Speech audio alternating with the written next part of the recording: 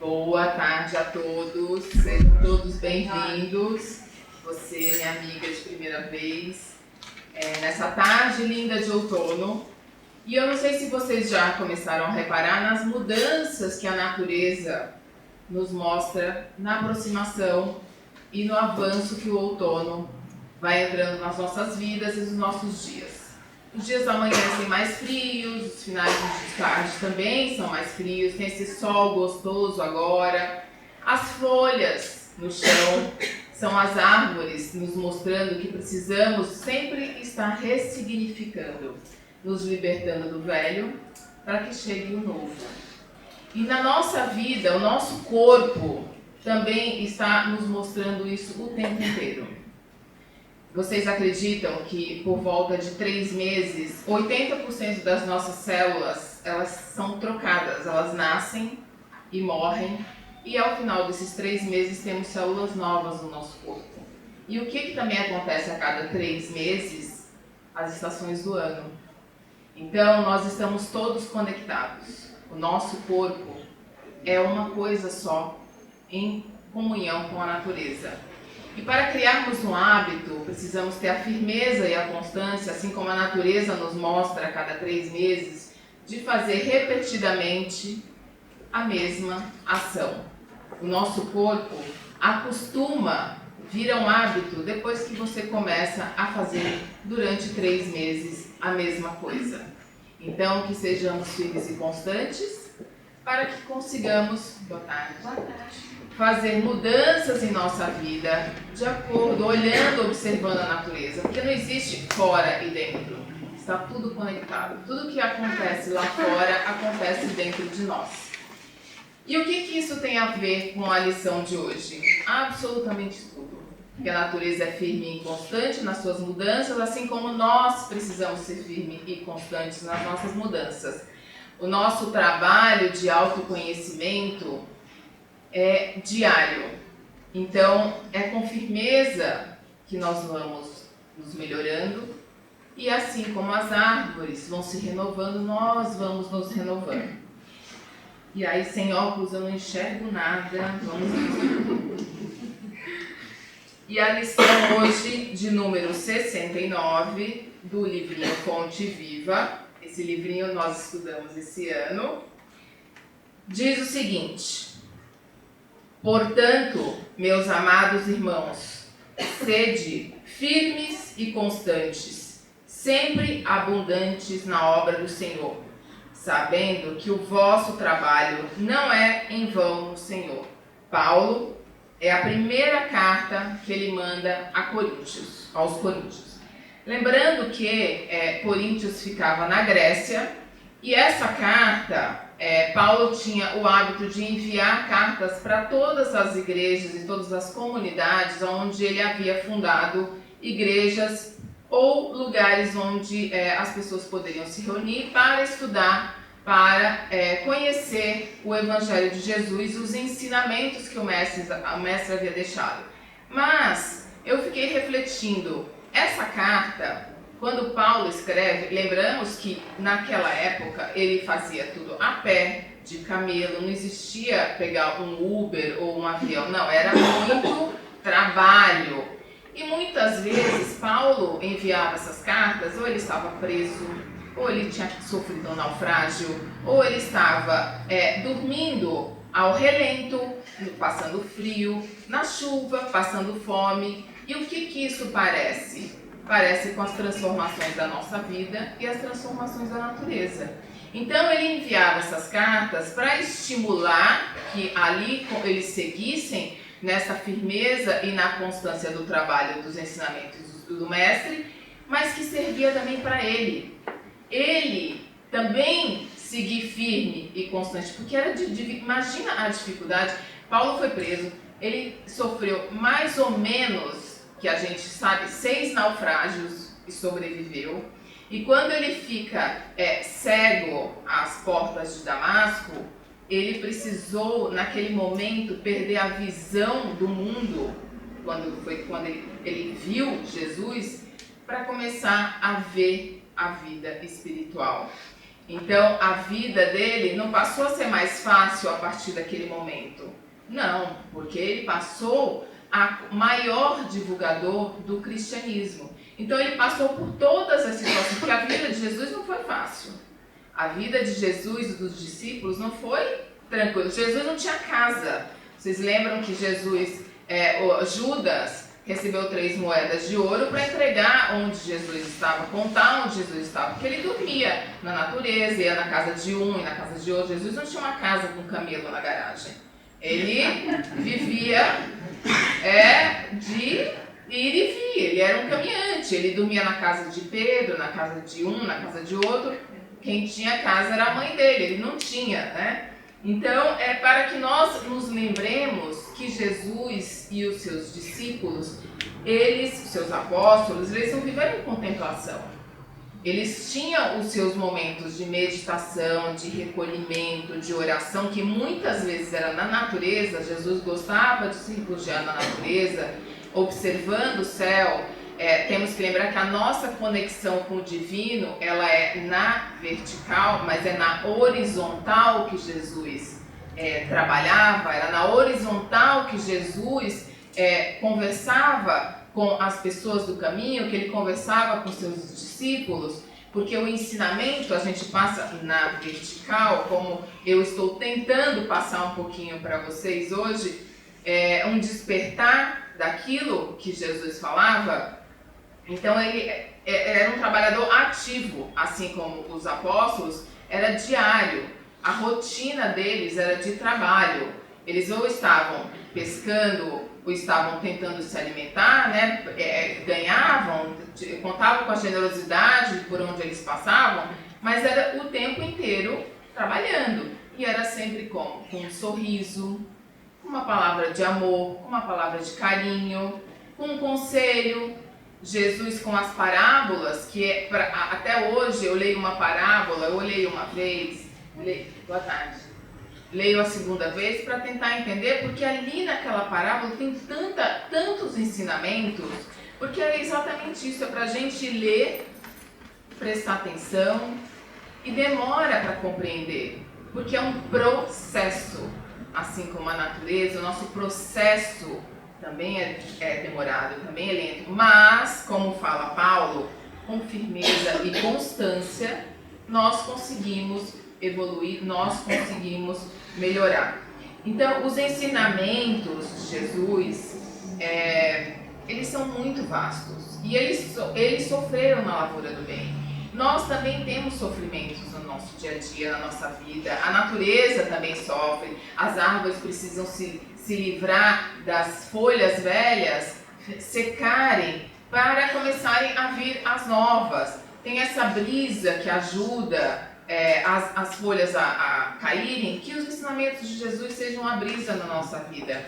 Que com esses ensinamentos, com essa brisa diária, que nós consigamos renascer todos os dias melhores, né? Porque é para isso que nós estamos aqui, com firmeza e constância. Como Emmanuel nos traz tão cirurgicamente neste livro, ele fala o seguinte, fé representa visão. Lembra que eu falei que Paulo ficou cego às portas de Damasco para poder começar a ver os ensinamentos de Jesus? Porque ele, como o maior perseguidor dos cristãos, de repente ele falou, bom, agora eu estou entendendo. Ele precisou ficar cego para começar a ampliar a sua visão espiritual, para ver que Jesus não veio para mudar a lei, ele veio para simplificar. Que o ensinamento maior de Jesus é o amor e a caridade. Amai a Deus sobre todas as coisas e a teu próximo como a ti mesmo. E quem é o seu mais próximo de você? Somos nós mesmos, né? Então, se nós não nos amarmos, se nós não aceitarmos que precisamos passar por transformações, se nós não entendermos que faz parte da vida, que as dores fazem parte da vida, perder as folhas fazem parte da vida, a gente não consegue ajudar o outro. E a caridade é o maior mandamento do Espiritismo. Porque se nós estamos aqui dentro de um centro espírita é para entender como que nós podemos fazer para nos melhorarmos, para ajudar ao próximo, e é com a caridade. E a caridade é com o outro, mas é conosco também. Né? Temos que ser caridosos conosco primeiro, para poder conseguir ser caridosos com o outro. E o que é essa caridade? Gente, é um sorriso. Um sorriso é uma caridade. Uma palavra de amor, dar a mão, um abraço. Eu adoro dar abraço. Pratico muito terapia do abraço. Eu vi outro dia falando que no plano espiritual tem a terapia do riso. Já viu?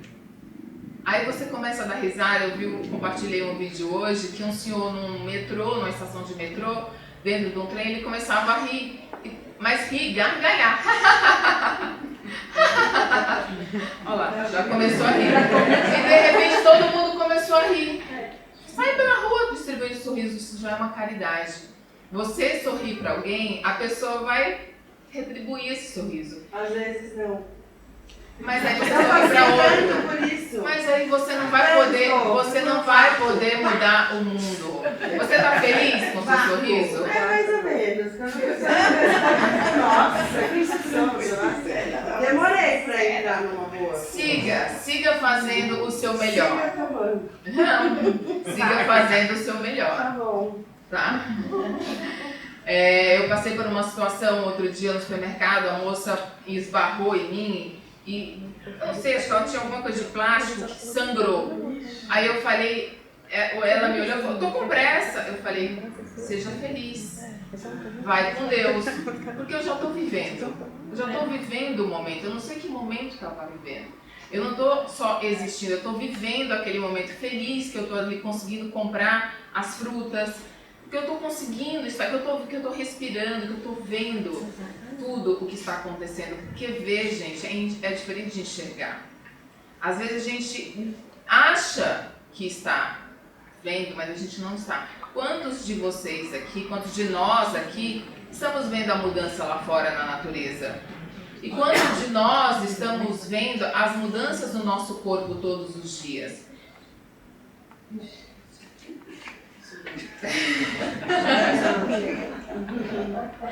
É importante para saber se cuidar, saber remediar, não é? Então vamos seguir aqui o que Emmanuel fala. Emmanuel fala que visão é conhecimento e capacidade de auxiliar. Que a visão nos capacita de auxiliar o próximo. Que a visão nos capacita de nos auxiliar. Isso é muito importante, que foi exatamente o que aconteceu com Paulo às portas de Damasco. Ele recuperou a visão.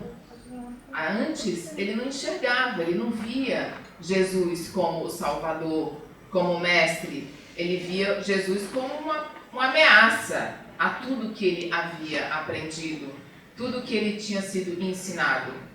E quando ele começou a ver, ele passou a enxergar. E ele foi o maior divulgador do cristianismo pelo mundo, né? Mundo que nós conhecemos.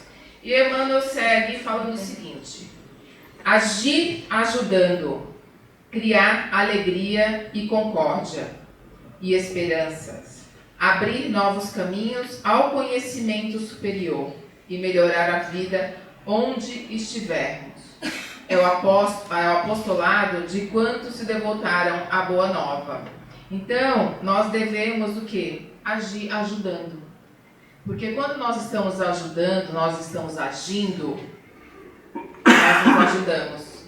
E o nosso objetivo aqui é o quê? Sorrir, Suzana. Porque você está se ajudando. Se você sorrir para você, o outro não sorrir, é problema do outro. Porque você é a pessoa mais importante da sua vida e você é a responsável pela sua transformação. Não é aquele que não te retribui o sorriso. É você. Então a mudança é na firmeza e na constância, todos os dias. E nós temos a bênção de ter toda a bibliografia do Chico. O Chico escreveu mais de 400 livros. Temos Divaldo Franco. E quando eu estou precisando me recolher, assim como Jesus se recolhia, porque temos aborrecimentos na vida, sim, constantemente o mundo nos aflige com dificuldades e com problemas, então a gente se recolhe. Então, ou você lê um livro que nós temos aqui na casa, alguns, tem toda a bibliografia do Kardec, tem do Chico, mas eu tenho o hábito de colocar vídeos no YouTube. E tem dos anos 70. O Chico não fazia palestras, mas tem gravações do programa Pinga Fogo, que o Chico participava nos anos 70, que é muito interessante. E eu gosto muito das palestras do Divaldo, que o Divaldo também tem mais de 200 livros escritos, assim, são muitos livros. Então nós temos muitas ferramentas que podem nos ajudar nesses momentos de recolhimento. E tem um médium que chama Raul Teixeira, que eu gosto bastante também, ele é de Niterói, no Rio de Janeiro, e eu caí numa palestra dele, porque quando eu estou na academia, que é um hábito que todos nós temos que ter, né, dona Adriana? Eu coloco na esteira, que fazer esteira é um negócio chato, então vamos colocar um vídeo pra gente ouvir e passa o tempo. E eu caí numa palestra do Raul Teixeira, que também tem 37 livros, mais de 37 livros escritos, e ele falava o seguinte, que um dia ele estava em Uberaba, foi no Centro Espírita fazer um trabalho com o Chico, e o Chico chamou ele, no final falou assim, Raul, meu filho, ele muito jovem, 20 e poucos anos, depois, amanhã eu vou fazer um trabalho íntimo na minha casa, eu gostaria muito que você comparecesse. Raul já se achou amigo íntimo do Chico Xavier, né?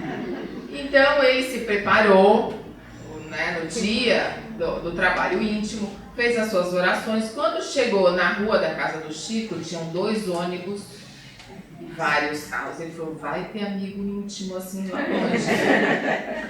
E aí ali ele já recebeu um se situa, né? Porque amigo íntimo pro Chico é todo mundo, né? Ele tem muitos amigos íntimos. Então ele chegou, o Chico tinha uma cadeira separada para ele, botou ele para sentar ali e começaram as orações, leituras do Evangelho. E o Raul falou, eu estava prestando atenção em tudo que eu queria aprender, tudo ali com o mestre. Chico começou a fazer uma psicografia e em cima da mesa tinha um jarro de água coberto com pires. E o Raul começou a observar que conforme seguia a Chico psicografando e as orações, foi criando em cima do jarro uma crosta, como se fosse um mel. E aí acabou a oração, Chico falou assim, Sheila trouxe remédio para todos nós. Sheila era uma mentora, um espírito que acompanhava o Chico, que foi uma enfermeira alemã na Segunda Guerra. E Chico falou assim, depois no final todos vamos tomar. De repente, eis que começam a esmurrar o portão, bater no portão, e Chico fala, Eurípides, meu filho, vai abrir o portão. E entra um casal com uma criança muito nervosa no colo, e Chico pede para darem o lugar a esse casal. Era o pai, a mãe, a criança, que devia ter uns 7, 8 anos, e a avó. E Chico levanta, começa a aplicar passes no pai, e fala para o pai, coloque ela no seu colo sentada. Eis que a criança se acalma, e vai ficando tranquila, vai tranquilizando, e Chico pergunta o porquê deles estarem ali, como que eles chegaram até ali, e eles falam que eles já tinham ido em todos os médicos da região, ninguém conseguia achar uma solução para o filho deles, e que a criança se mutilava, ela se batia, ela se machucava, ela já tinha saído da escola, e eles estavam desesperados porque nenhum médico conseguia identificar o problema do menino. E aí veio uma tia e falou assim, olha, então procure Chico Xavier. E eles pegaram um ônibus do Goiás até Uberaba. São firmes e constantes esses pais? Não.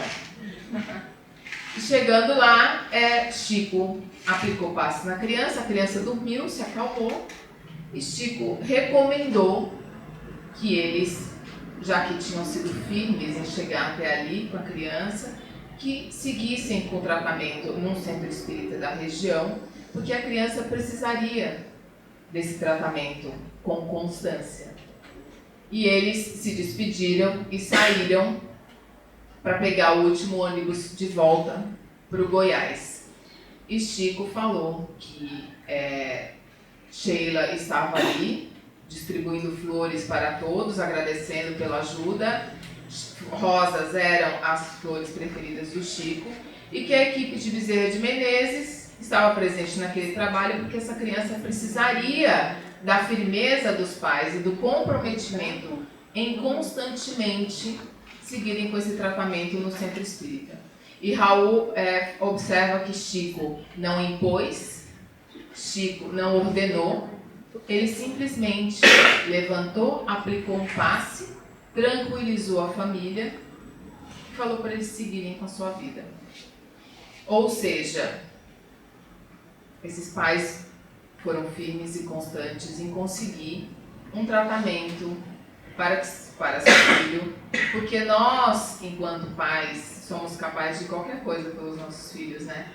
Então, que hoje vocês saiam daqui sabendo que precisamos ser firmes e constantes na nossa vida, que vão ter dias difíceis, que vão ter dias fáceis, e que no meio tem que ter muito amor, porque só com amor que nós vamos conseguir.